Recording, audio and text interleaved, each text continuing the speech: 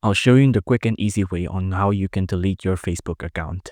Now from your Facebook app here, you just want to go to the three-bar logo here.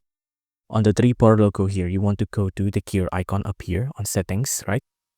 Now on settings, you want to go to account centers. Just tap on that. Now on account centers, you want to scroll down and you want to go to personal details. On personal details, you want to go to account ownership and control.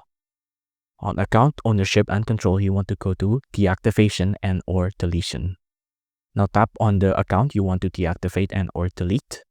Now after this, you just have to pick between deactivating or deleting.